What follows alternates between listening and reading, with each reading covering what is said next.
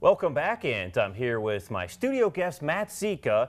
He's the Warning Services Coordinator and a meteorologist from the National Weather Service and Severe Weather Awareness Week in Michigan. Of course, our threat is somewhat minimized. What are some of the potential threats that we can look forward to over the next couple of weeks? Well, the perception is the UP is immune to significant severe weather, but obviously we know that's not necessarily the case. Right. And we're going through a period now where we're in that transition from winter season to the spring and summer season. Yeah. We're dealing with our snow melt, the runoff of all that water, and so obviously there's some concerns with regards to flooding.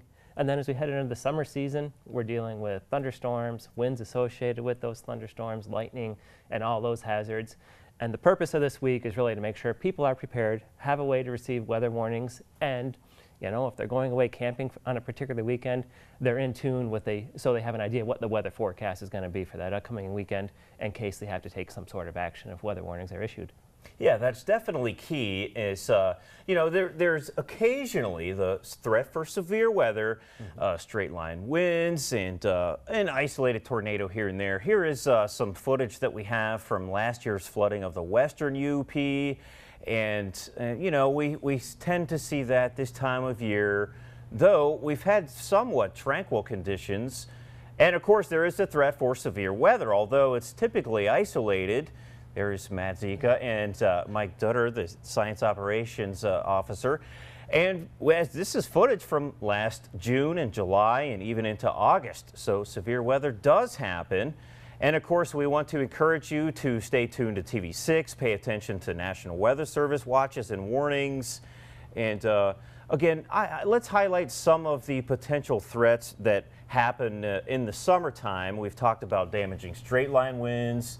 There have been cases of some tornadoes that have been very destructive, right? Right, yeah, I mean, rare. The UP only averages one tornado per year, and Yeah. Fortunately we're not dealing with the intensity of the tornadoes that we see that occur down in Oklahoma and the south. Yeah. But that doesn't mean they can't happen here. The biggest threat is obviously strong winds with the thunderstorms, and you know, we have a lot of folks during the summer season who are at the campgrounds and places like that, and so 2 o'clock in the morning when those thunderstorms are moving through, if people don't have a way to receive a weather warning or get to a place of safety, you know, it's a very concerning thing for us. And we've seen in the past from Wells State Park, Menominee County, Muskellunge Lake State Park over in Luce County, even Van Riper, where these thunderstorms have knocked trees down in between campsites, fortunately, and nobody's been injured, but it's still one of the big concerns we have, along with lightning and some of these other thunderstorm hazards in the summertime. And of course, the temptation when you're camping is to seek shelter in your tent,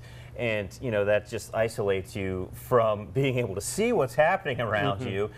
Let's talk about lightning briefly. We're starting to run out of time, but lightning has become somewhat of it's still a threat, but with the advancement of warning, getting the word out, Upper Michigan has started to decrease with the threat for lightning fatalities, right? And yeah, I mean, I think more people are heeding or realizing that when they can hear thunder, it's time to move indoors.